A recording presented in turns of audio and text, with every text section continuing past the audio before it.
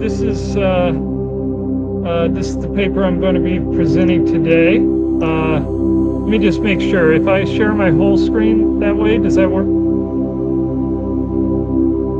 Yeah, we can see it. Fine to us. Yeah. Okay, great. Okay, so this is the paper that we're doing today. Distinct synaptic plasticity rules operate across dendritic compartments in vivo during learning, by Wright et al. It's a relatively recent paper. And so what they did is they set up a mouse for imaging its motor cortex. So M1, layer 2-3 cells. They did a viral injection in the motor cortex so that a small subset of the layer 2-3 cells in the motor cortex would express a calcium indicator so that they could look at the whole cell firing response. And it would also express on the dendritic spines, it would express something called glue sniffer. It's a wonderful name. So it's a glutamate fluorescent protein. So it's going to, for every dendritic spine on the postsynaptic side, it's going to light up if there is glutamate that has been squirted onto it. And so what that allows is this great possibility of being able to see both the postsynaptic response by looking at the dendrite and the presynaptic response by looking at how the input signals coming into each dendritic spine. And we've covered a few papers that do similar techniques. Actually, if we remember, maybe over a year ago, we covered a paper that was looking at just calcium responses, but looked at the calcium responses in dendritic spines versus in the dendrite. And those could see kind of what the spine was responding to. But this glutamate specific fluorescent protein is presumably much better. It's much cleaner signal. It's really is saying what is the input to this dendritic spine, as opposed to saying trying to disentangle the calcium response of the spine versus the dendrite that it's attached to. Okay. So the task of the mouse was a very simple task. It had to, there was a tone, let's see, a 6 kilohertz tone was presented to indicate a period of maximum of 10 seconds during which a successful lever press would be rewarded with water. And the mouse had to press within that 10-second period, it had to press the lever down 1.5 millimeters and then 3 millimeters. Okay, it had to do both of those. Relatively simple tasks. You know, it's just a tone and press the lever. But that is a learning task. They were learning to do that. Okay, so what they were looking at in these layer 2-3 cells that had previous studies had shown that these layer 2-3 cells were involved in the task, that their dendritic spines would be would change, would undergo LTP to learn the task. Again, there's been a couple of papers that we've gone through that look at those layer 2-3 motor cortex neurons. So they were looking at both the apical dendrite and basal dendrites of these layer 2-3 cells. So this is an example of a field of view of an apical dendrite and an example of a field of view of a basal dendrite. They were always looking at a particular branch on the order of a few tens of microns of the dendrite. This is potentially important. The primary criteria for selecting dendrites for imaging was their baseline glue sniffer fluorescence to ensure that synaptic events could be resolved. So that's kind of one of the criteria that they used to choose these. This could be a confound. These were typically 50 microns from the peel surface. Okay, so this is what the data looks like. By the way, if anybody has a question, just shoot a question anytime. So this is what the data looks like. So the field of view is in F here is showing a dendritic branch. And the dendritic spines are numbered on this. So there's like 32 dendritic spines over here that are being tracked. And the dendrite itself, its calcium response is shown at the bottom here in red. So you can see that if the calcium response goes above a certain amount, this is delta F over F, change in fluorescence over the background fluorescence. If it goes over a certain amount, then it's considered to be active. That might be the original neuron spiking, for example, the neuron that this dendrite is attached to. But each of these dendritic spines also has this glutamate fluorescent sensor, and the blue curves are showing essentially the inputs to each of those dendritic spines. Okay, so what they're going to be doing in this is they're going to be looking at correlations between the inputs and the dendritic spine, the neuron response itself, and the correlations between dendritic spines, neighboring dendritic spines. Ken, quick question about Yes. that one. Yes. So, yeah, the previous slide then. I was trying to understand when I looked at the paper, I was also trying to understand this because it has that bit about inactive and active up there. And I assume this actually belongs to a different subfigure or something because I couldn't see where this applies in here. No, it's actually a little bit subtle. I don't think I can zoom in on this, but if you look at all of these, the blue sometimes gets darker and sometimes is lighter. Okay, Oh, really? So what they're doing is that all the peaks are a little bit darker, and they have in the supplementary section, they give their procedure for looking at the noise level of any of these responses, and then taking like a transition that is 1 to 2 times higher than the noise level is defined as active. That's good, but I wish they had picked a different color, like red instead of black. It would. It's just darker. Like on the red down here, it's I don't know if you can see my mouse, but on the red, it's light red versus dark red. There's actually, there's a better figure right here that shows that. So yeah, I see it here, but I still think just choosing different colors instead of intensity would have been better. That's just a personal preference.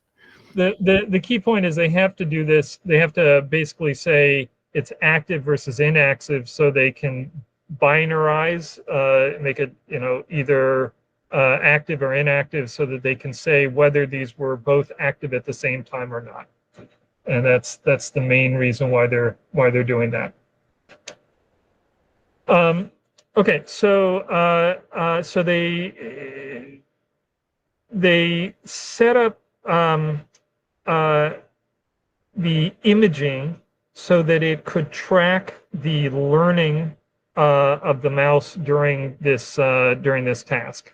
And so, so for example, they had a early learning, like on day one, the mouse didn't know the task at all, and it got better over 14 days. And during that training, they did a structural imaging session where they took really good images of so that they could see the outlines of the dendritic spines. And then they would do a functional imaging so they could do the calcium imaging so they could get those plots that I just showed. And then they would do a follow-up structural imaging the next day to see if, crucially, if the spines grew or shrank. And so that's the key thing that they were doing is they were able to say over 2 sessions did any particular dendritic spine grow or shrink, and how was that related to the functional imaging that was done on that spine, its neighboring spines, and the dendrite that it was on. Yeah, I don't want to be the one that keeps harping on how they choose to do their figures, but why are they bleeding their blue into their green so that it looks as if structural imaging gradually becomes functional imaging instead of just switching from one to the other? They're trying to be too fancy. I agree. I did not. I also was looking at this figure and trying to understand why they did that. In any case, I wish I could create papers like this. So, okay. So experiment 1 is 4 rough experiments here. Experiment 1, compartment-specific functional synaptic organization. So this is a set of experiments where they just kind of gave a somewhat of an overview of what they were seeing. So they had a couple of main results here. A larger proportion of apical, so remember they're looking at apical dendrites and basal dendrites, okay? And so they found that a larger proportion of spines on the apical dendrites, so apical spines, are movement-related spines. This is what that looks like. Movement-related is essentially what it sounds like. It's they know when the animal moves, so they can say, was this spine, was its input tracking with the movement or not? And if they look at the apical dendrites, about half of them are tracking with the movement, whereas only 30% are tracking with the movement in the basal dendrites. They do some timing analysis, but the timing analysis is essentially the same for both. So it's I'm not going to belabor that.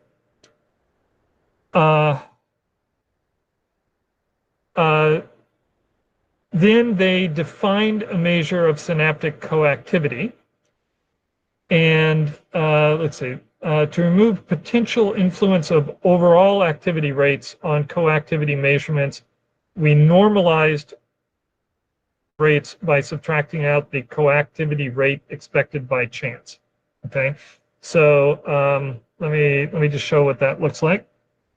So so they did a like we were discussing before. So if we zoom in on 3 of these spines, we can see that they become active. They go above a certain threshold over certain periods of time, and those crossing of thresholds is turned into a binary 1s and 0s down here. And so if they want to know if 2 spines were active at the same time, they can basically say, they can put this through an and say spine 1 and spine 2 were active at the same time here. And then they can say what proportion of time were these 2 spines coactive. And then for their main measurement, they take that coactivity rate in amount of coactive events per minute, and they they normalize that so that they subtract out the chance coactivity rate by calculating it over the whole population, then subtracting that out. So just to be clear, then they are counting spines as being coactive only if, with their thresholding, Yes. if they are actually within that activity interval at some overlapping time.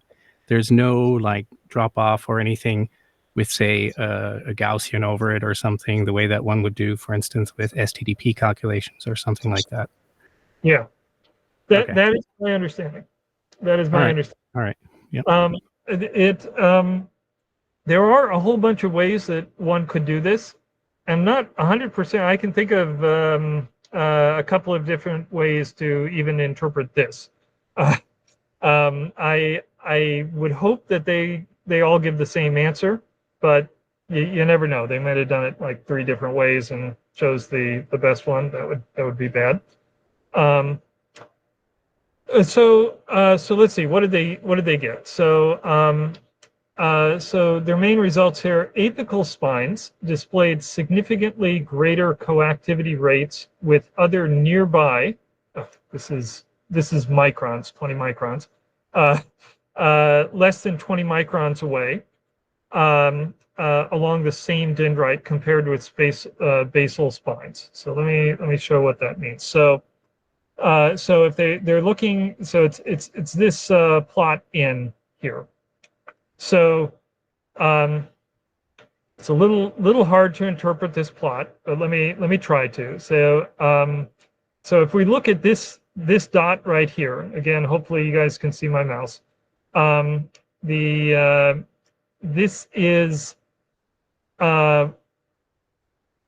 spines that have a coactivity rate of spines within, let's see, 2.5 microns of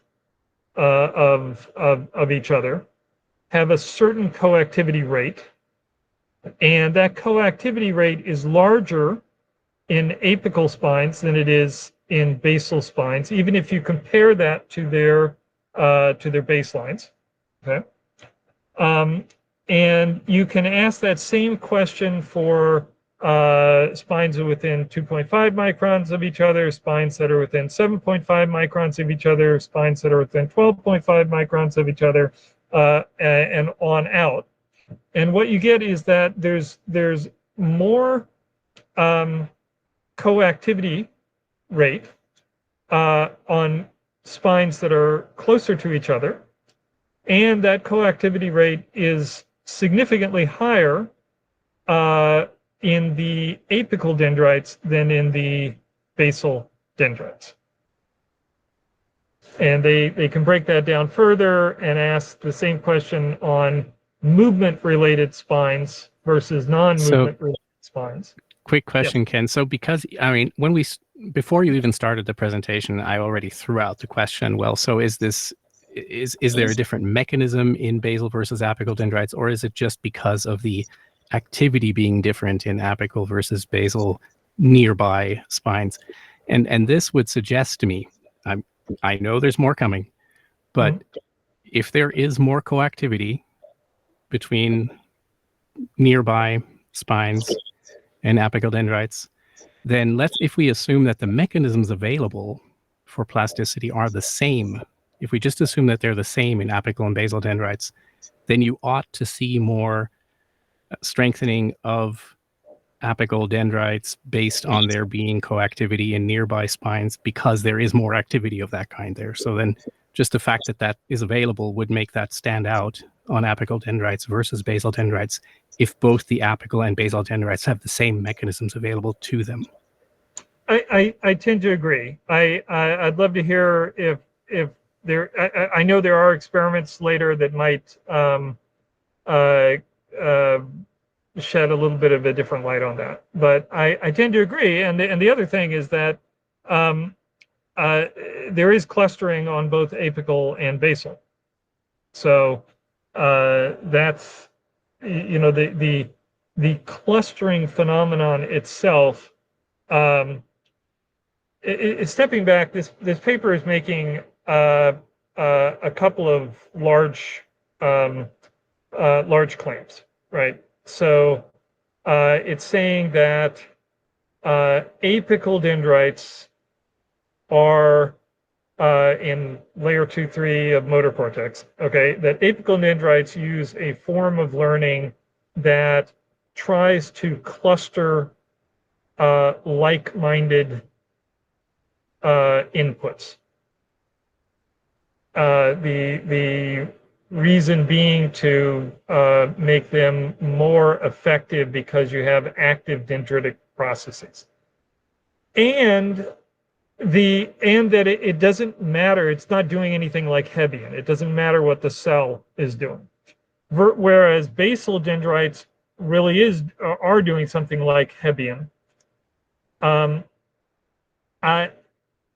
There is a question of whether the functional is more in the apical, the functional clustering, or if it's solely in the apical. And I'm not sure if they're really making the strong claim that it's exclusive to the apical. Let's put a pin in that because it's a really good point, Randall. Let's come back to it. There is another hand up. Kunal has his hand up. Go ahead. I can't see, so please just jump in. Yeah, hey, do they talk at all about the extent of how apical versus basal? Because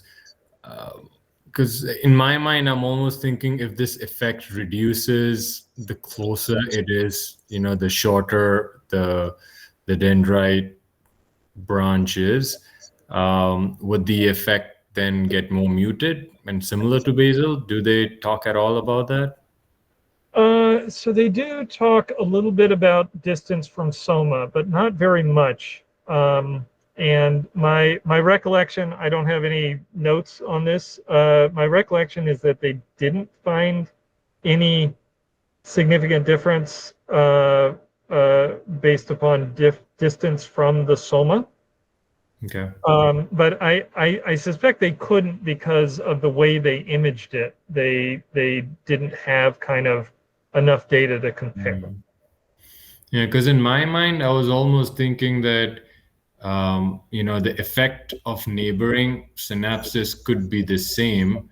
It's just that in the case, it's what's changing is actually the effect of the soma over the distance, right? Yeah. Which ends up being the change then, rather than the neighboring synapses. Yeah, it's a good point. I think we're going to touch on that in a second here. So, right.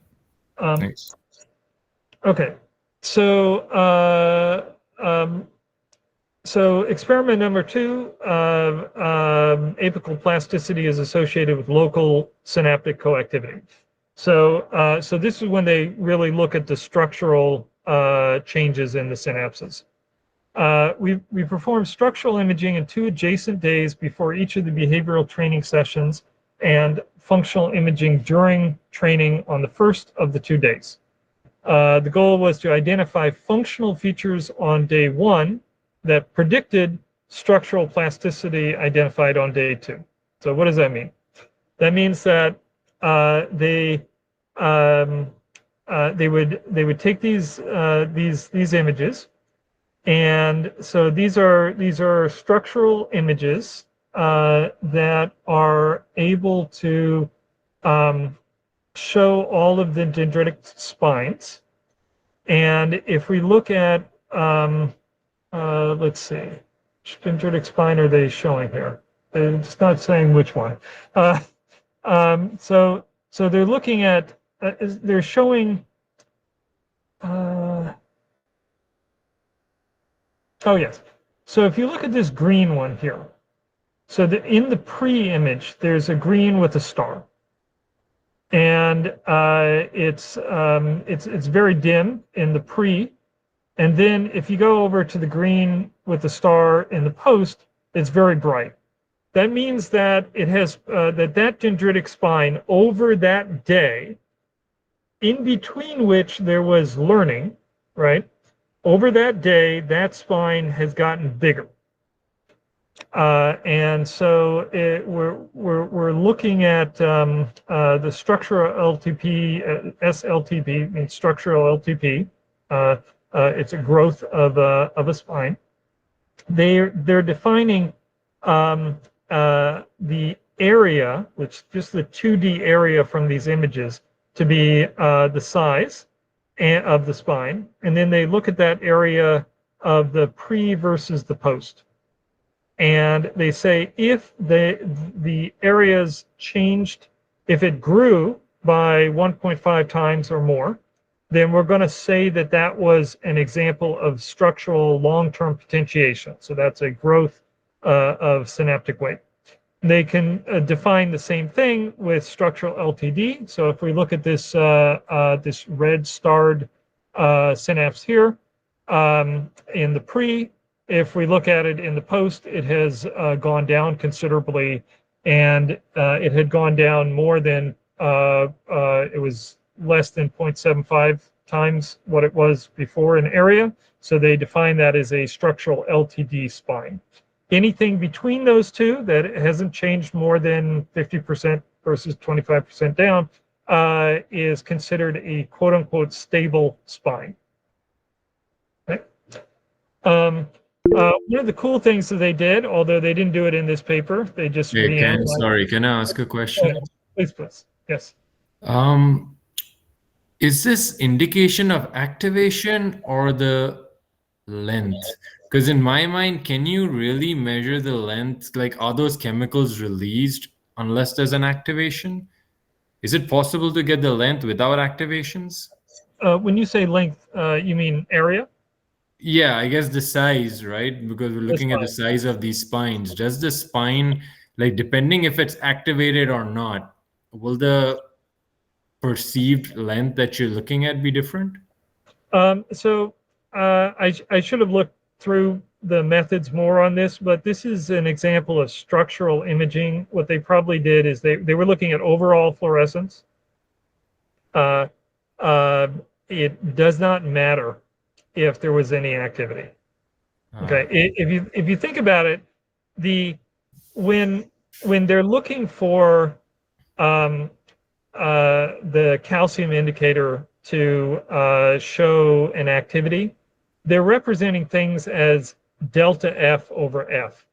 Okay, the amount of fluorescence change over a baseline fluorescence. And that change is usually pretty small. And in structural imaging, they're just caring about the fluorescence. So the signal change that actually indicates activity, calcium activity, is way less than what they're using here for the structural image. Got it. Thanks. But along those lines, they did a separate experiment, which I find kind of intriguing, why they would have to do this, but I'm glad that they did this anyway. So they, some of the co-authors in this paper were part of this other paper that acquired in vivo fluorescence imaging, like is shown in B here. And then they looked and found the same dendritic dendrite and did electron microscopy on it, 3D electron microscopy on it, and measured the EM, the electron microscopy spine volume, and compared that to the in vivo area that was seen in fluorescence. And so you can see here and see that there's a very tight correlation between the size of the spine that you see after in electron microscopy versus the area of the spine that they're seeing in the in vivo image. This is, from their point of view, they're just trying to validate their method for gauging synaptic strengthening. But from my point of view, this is cool because it's showing that after all the electron microscopy preparation steps, what you get out in the electron microscope is very close to what was happening in the in vivo animal. Okay, so the other thing that that's probably important is to note that they saw that the main changes in spine size, presumably due to learning, were happening in the early session. So they did an early session, a middle session, and a late session over, these are days, training days. And they're only, all of the rest of the stuff that they do is really based on the first 4 days, because that's when the most change in the spine sizes occurred. Okay, so what they find?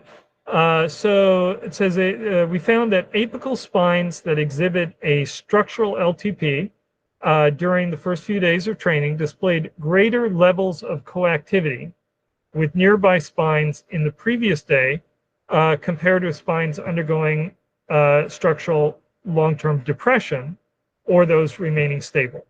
So let's look at that. So if we look in D, these are for apical dendrites.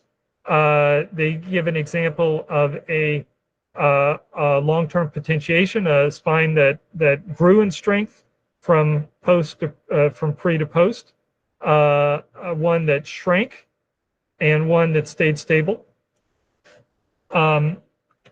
And they're also plotting nearby spines so that during that session when it was learning, they can say what was the coactivity rate with neighboring spines. And so the key plot that they're getting here is in E. And they're plotting the chance subtracted coactivity rate, so the coactivity rate of spines, of nearby spines, versus whether it was this particular spine had undergone LTP or LTD or was stable.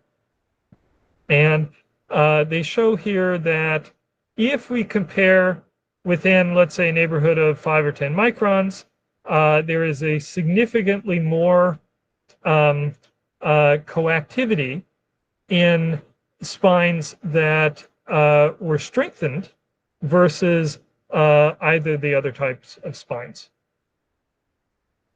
And they in F they plot the coactivity rate versus the change in the spine size, and show that that's a positive correlation. So from both of those, what they're trying to say is, hey, the strengthening of synapses is correlated with the coactivity, the neighboring cells, neighboring synapses. That makes sense? Somebody should ask a question at this point. Okay. They also compared that to basal. So I think this might get to Randall's question. So you might look at this and say, hey, you know, this wouldn't this be expected everywhere? If they look at this in basal, so this is apical versus basal. If they look at this in basal, then they get no significant differences between LTP spines and LTD spines versus the coactivity rate. Wait, can you elaborate a little bit? So was there a significant coactivity rate to even observe whether or not it affected SLTP, SLTD in those basal dendrites? Because my real question isn't so much, oh, should we be taking into account coactivation on nearby spines when thinking about what affects plasticity? It's more, should we be thinking of these rules really being different on apical versus basal dendrites? And so I'm not seeing here whether there are cases of lots of coactivity in basal dendrites where, surprise, the SLTP does not happen.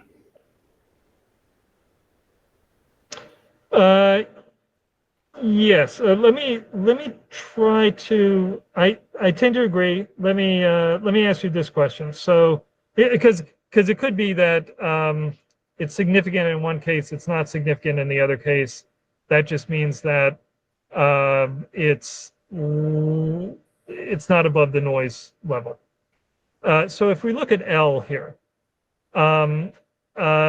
if the basal dendrite was using the same type of learning rule to do structural LTP if there was coactivity, then wouldn't you expect that the blue dots here in the 5 micron distance or 10 micron distance, that those would be higher than the gray and the red? I thought that it being higher would only be showing that there is a higher coactivity rate, and then you would still have to check what effect that has on the strengthening of the synapse. So this is just showing us whether or not there are a lot of nearby spines that happen to be coactive often. And it seems like since that's lower, since there's hardly a difference there, it's it doesn't seem like this happens a lot. So then if it's not happening, then we shouldn't be able to see the effect, right? Yeah, Randall, to your point, I'm looking at figure like F in the upper part of figure 2 versus M and what's currently on the slide. You can see the x-axis changing from like 0 to 4 to 0 to 3. So like here in this one, it's mostly clustered between 0 and 2, and this is 0 and 1. So there's clearly like substantially less happening in these basal dendrites.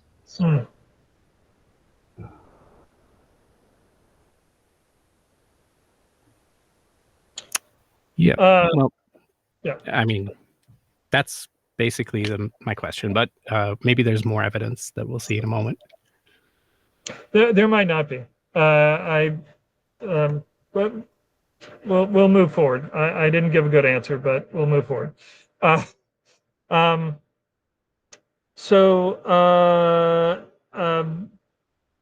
Another thing that was a little bit weird is they noted that we observed that synaptic coactivity rates decreased over the course of training. That seems weird to me. I'm just gonna put. Well, why should it? Why should coactivity rates decrease themselves with learning? That is peculiar. I would have expected perhaps the opposite, or no change. Yeah. Now it might be that the animal gets really better and they're more efficient at it or something like that. But it's an interesting note. Let's see. The other thing, the elevated levels, they say here, the elevated levels of local coactivity rates of LTP spines could arise from, they give two possible things here. They say it could have arisen by elevated local activity rates, or alternatively, it could exist in dendritic domains with generally elevated coactivity. So let me try to get these two possibilities here. So within themselves, they could have, if I have two spines that are coactive, they could be talking to each other and saying, "Hey, we're both active at the same time. Let's grow," right? And a spine in the middle could be saying, "Hey, I'm not coactive and I'm not going to grow." Or it could be that the whole dendritic domain is growing at the same time, right? And so what they did is they, to distinguish these possibilities, they did a comparison of the local coactivity of spines undergoing different forms of plasticity with their stable neighbors. And so what they were looking at is they basically looked at a target spine and asked for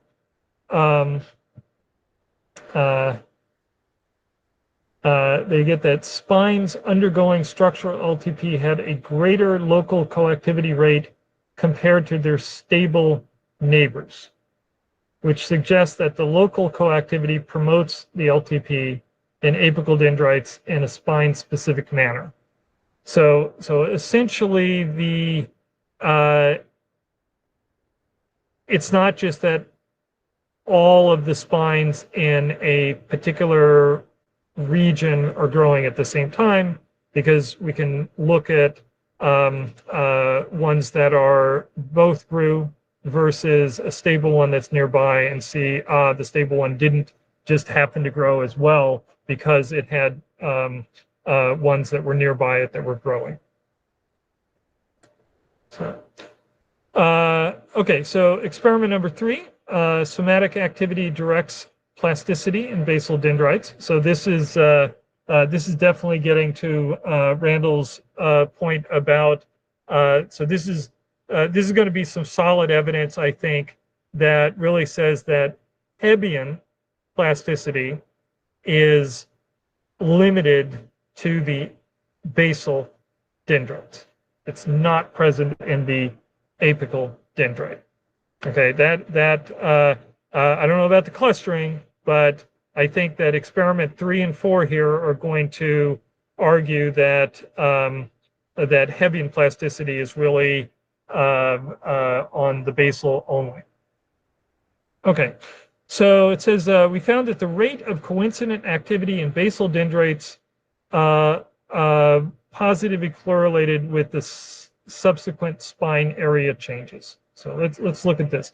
So now what they are doing here is, instead of plotting a spine versus another spine, they're plotting the spine activity versus the dendrite. The dendrite itself, which they argue is a good proxy for the neuron as a whole. And so this is really testing Hebbian plasticity. They're saying, did this spine become active at the same time as the neuron, the postsynaptic neuron, activated? Okay, so they did the exact same experiment that they were looking at, and they are now plotting the chance subtracted coincident rate from the neuron to a particular spine versus the change in the spine area, whether the spine grew. And they get, for the apical dendrite, they get a flat line. They get no correlation. Doesn't matter if it was coactive or not with the neuron. But if you look at the basal, there is a quick question though. Were there a lot of occasions where on apical dendrites there was no postsynaptic activation when there was dendritic activation or spine activation? Well, there. Say it again. I'm looking for the differential case where, so we're saying, okay, it doesn't matter whether there is postsynaptic activation. You can remove it and it would cause the same strengthening of apical dendrites or apical dendritic synapses. So I'm trying to carefully see whether or not you can really distinguish it. Like, are there plenty of cases where there is no postsynaptic activity, but you see the presynaptic activity, and then you see strengthening, and then if there is postsynaptic, I mean, is the converse ever the case? I don't know if that's even visible. That might not be visible at all. Yeah, that wouldn't be visible. I mean, sorry, my question is confusing. You should just ignore it. Yeah.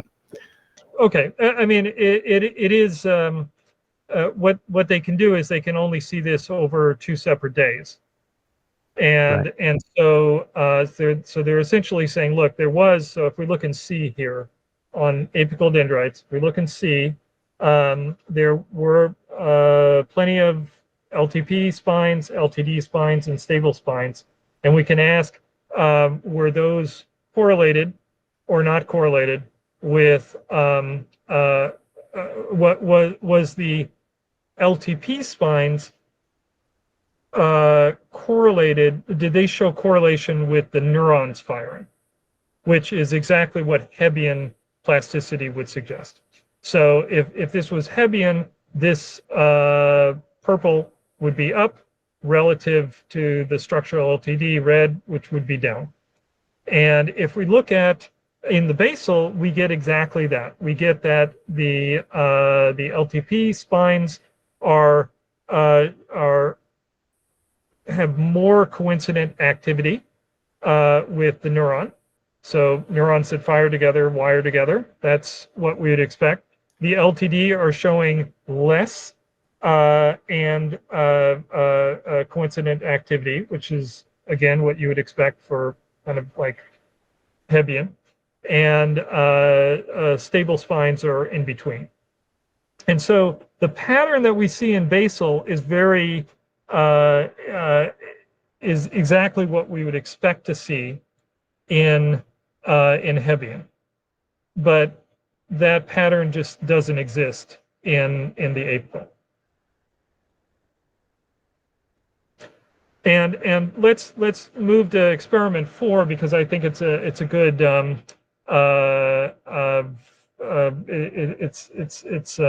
it's a good complement to this. So basically what they said is, hey, what if we were to put in a potassium hyperpolarizing potassium channel? Basically, if they expressed at the same time, they expressed in these neurons, some of the neurons, something that would cause them not to fire.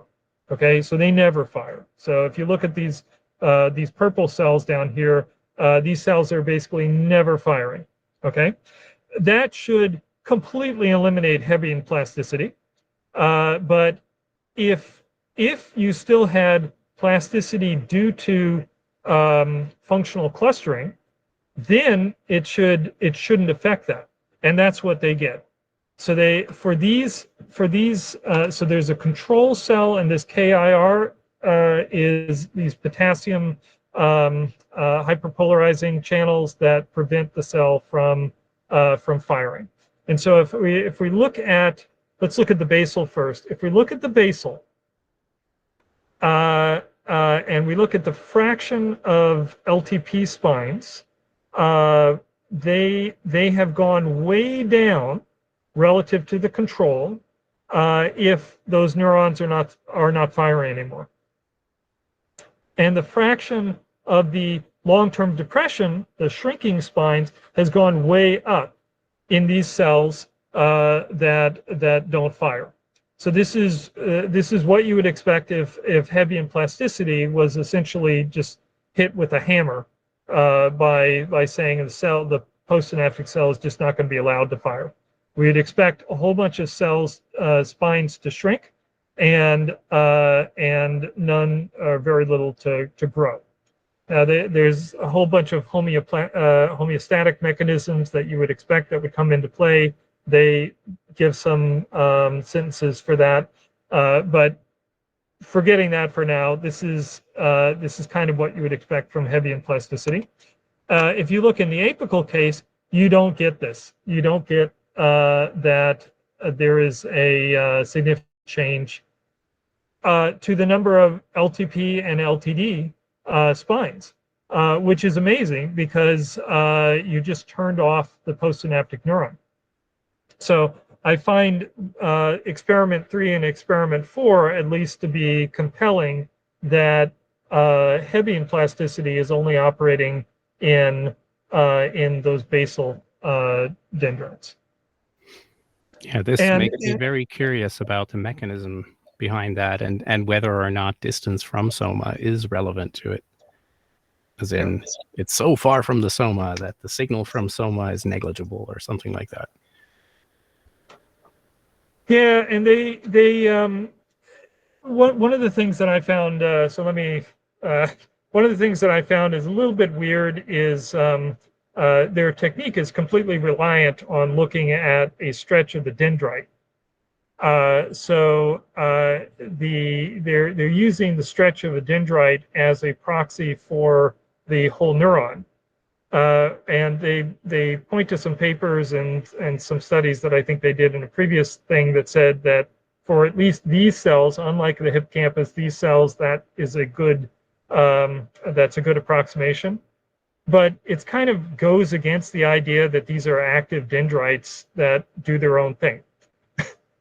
So, you know, if the technique would allow them to measure the soma response along with that, that would be better. Of course, that's easier for me to say than to do. Anyway, the floor is open. Let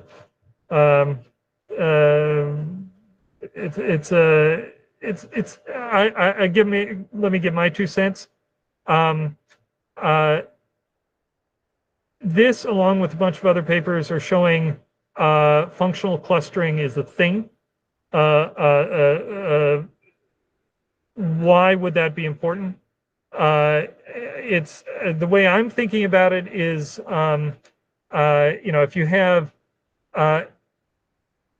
if you want to make neurons that are discriminating a whole bunch of things, it would be nice to be able to say, I want this and this. You know, if I have a if I have a rose, it needs to smell sweet and it needs to be red. I don't know, you know, and I want both of those things at the same time. If you do this at a whole neuron level, then you're basically getting 10,000 inputs, and you're saying and for all of those. But if you do these at a small dendritic compartment level, that can be much more powerful. And also, if you wanted to make that efficient, if you wanted to just do active dendrites, that would be fine, and that would give you these ands that you would want.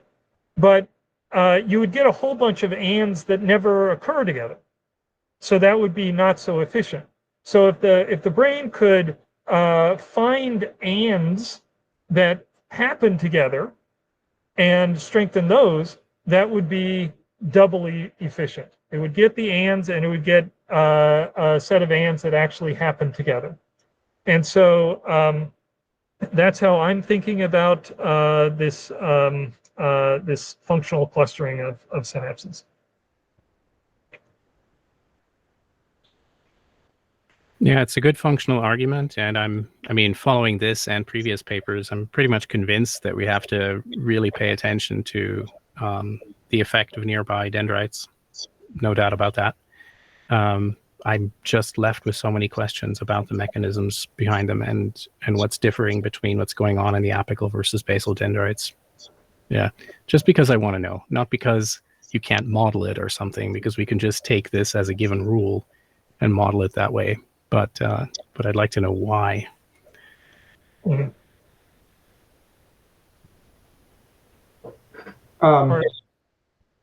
No, I mean, I also, as a neuroscientist, I find this paper fascinating. But as someone thinking about memory decoding, I'm not sure if there's any takeaways that I should take from this paper beyond, you know, dendrites are complicated. Was there anything that struck you while you were reading it? It's another encoding paper, isn't it? Rather than a decoding paper. Yeah. Well, it is saying that that you would be out of luck if you threw away this information in your connectome. And so we definitely shouldn't throw away this. Would you though? I mean, even if you're, let's say that all you're trying to achieve in your reconstruction is something that functionally behaves like the neuron that you had seen, but you don't need it to learn the same way. So you're not trying to replicate its learning. You just want the static snapshot to behave like the previous one. If you just implemented those synapses with their strengths as they are, and you left out all of that information about the compartments and their proximity to each other, wouldn't you still get the same behavior? No, I don't think that. I think that this paper. If you don't care about learning. I agree. I agree. This paper is only talking about learning, but this is put in the context of active dendrites. And so the thought is that because these are close together, they are able to activate if they're close together and they activate at the same time, then they will open up channels on that section of the dendrite that wouldn't open up if they were on two separate branches. And so it really is that active nature of the dendrite is allowing an and operation to occur. These things have to happen because if they were just on two different branches, you wouldn't get any nonlinear effect of those two happening. They would still add to give a signal. So this is put into the context of other studies showing that nonlinear effect. Okay. Yes. Okay. Yes. Going back to Bartlett Bell's 1990s papers on active dendrites and how those should be taken into account in theoretical modeling.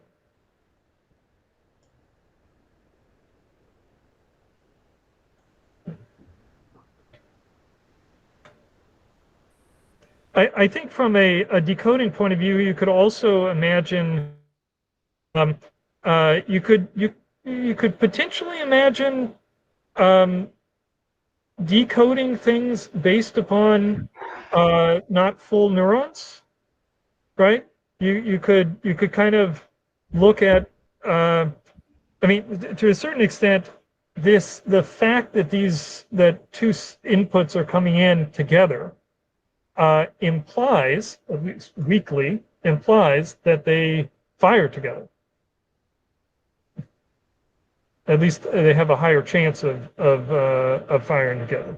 So you could imagine a decoding project that would kind of not look at collections of neurons per se, but look at inputs and where they are on a dendritic branch.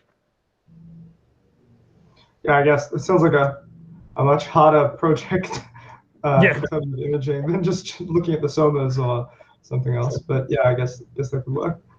Yeah. And the other thing is this goes to the question of whether this is just generally more complicated. It's like not only do we have to worry about not only do we have to worry about what the strengths of synapses are and what the threshold of a neuron is. That's kind of like the base level. It's like, okay, well, we got to get the connectome and we got to get the thresholds of all the neurons. But this is saying, no. We have to know where the inputs are on a neuron. Okay, fine. We've got that covered from a connectomics point of view. But now, instead of worrying about whether each neuron has a different threshold, should we be worrying about whether each section of a dendrite has a different threshold? Is there learning mechanisms at the on the active side of each branch? That's scary. Yeah, that's fair. I guess, I mean, this paper does go to that. I was already worried / thought that there's an aspect of that probably. I think of all the like Matthew Larkham papers showing active dendritic like computations and like changes in I don't remember the specific details, but is it something like changes in like the kind of receptor densities at different places along the dendrite? Like you get NMDA spikes and other kinds of spikes in like different apical versus basal dendrites and maybe even different parts of the apical dendrite.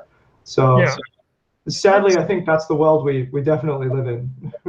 I mean, I've seen those papers. Have you ever seen a paper that says that those change in a learning manner? Not in a homeostatic manner, but in a real encoding information manner, because that's would be the smoking gun that I'm looking for. That's true. I don't remember seeing a learning component to them previously. It would be hard to. It'd be hard that doesn't mean it's not there. Yeah. Okay, question out of left field. So this is a study involving pyramidal neurons, and okay, we care about this because we're mammals, obviously. But if you take, say, the data set available for Drosophila right now, and you look at what Philip Shue attempted, right? Is there any cause to think that you need to worry about the same thing there? Do those neurons also exhibit a structure where you have something like basal versus apical, and that you have to care about dendritic compartments and nonlinear effects and all of that? Or is he less likely to bump into that problem? It's a great question. There was a paper that tried to address that. I don't know how well they addressed it, but they tried to compare a single compartment models versus multi-compartment models in Drosophila simulations. Lou Sheffer was one of the authors on that paper. Maybe we should dig that out. There is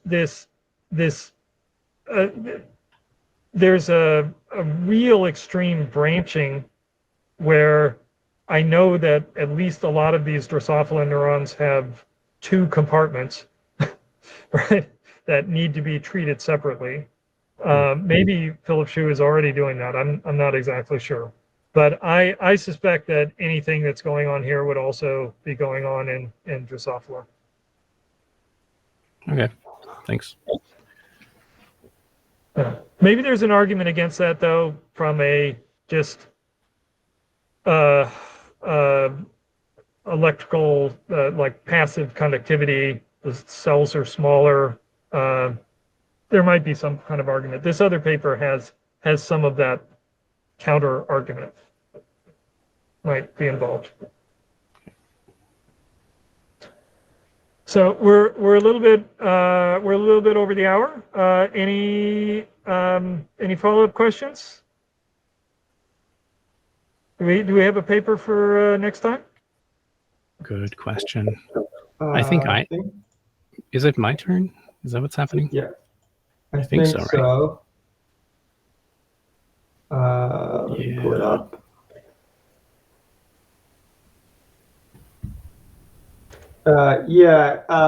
Connectomic traces of Hebbian plasticity in the entorhinal hippocampal system is, I think, what we were scheduled for. Yeah. Okay. All right. Good. Cool. Yeah. This was fascinating. And actually not super troubling. It's just that I'm so curious about the mechanism behind it. But I don't have to care. I can just model the rule. But whatever. Yeah. Yeah. Cool. Okay. Well, thanks everybody. Thanks very much, Ken. That was great. Thanks, all of you. Bye. Bye. Thank you.